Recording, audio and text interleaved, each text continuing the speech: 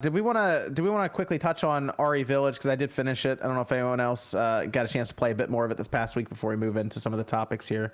Like I said, I would talk a little more about it after I finished it, before we moved on from it, because you already finished it last week, Sean. I don't know, Nate, you played more of it or not, or if Nate, did you even get it?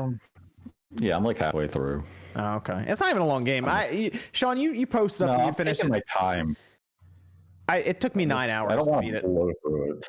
Yeah, I don't want to blast through it. The next game is going to be Ratchet and Clank. I'm just like, No, you might as well blast through it. Like, it just sort of happens, and you're like, oh. But you might as well blast through it, because the idea in the game is to play through it multiple times. Yeah. Like, they want you to play through it like 5 or 6 times. Yeah, but I'm not going to do that like right after. I'll do that in like 6 months. Because you do get some pretty cool stuff. Like they have an entire cheat menu, unlocks all these different things, and they're like, all right, now go through it with these much more powerful weapons and try to beat it really fast. So people are beating it in like an hour or so, and almost like Resident Evil 4, how they did give you so much dope stuff after you beat the game, but Resident Evil 4 was a lot longer though, I think. But yeah, this game's pretty quick once you get like all the cool stuff they give you. So I just recommend people get through it as fast as you can the first time, and then go through it again with some of the cool stuff they give you, just to blast through it, because you do become overpowered technically with your weapons as you go through, and then get all the treasures then, because they have New Game Plus.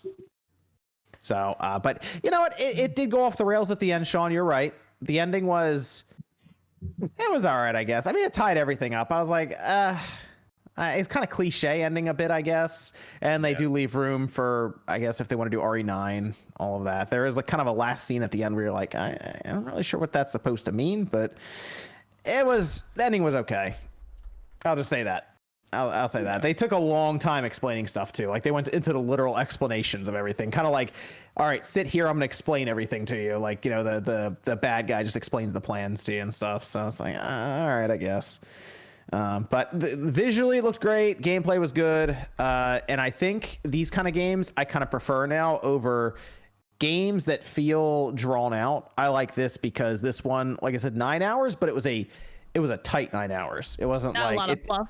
Yeah, exactly. It didn't feel like I was going through the sewers in Final Fantasy VII Remake, for example. Oh, screw that part. It felt like it was like, okay, you're going here, you're going here, you're going here, and it was pretty quick.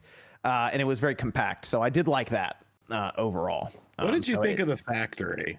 Because I didn't like the factory. Really? Okay. I like the look of the factory. I like the art style. I like the setting. Do you mean just the overall, like, I guess the puzzles, it was more so like the enemy types that you and it just felt very sort of generic, you know, and it was like such a stark contrast from what you did up until that point. It was kind of like what happened to all the stuff, you know, the lichens and shit? Where do they all go?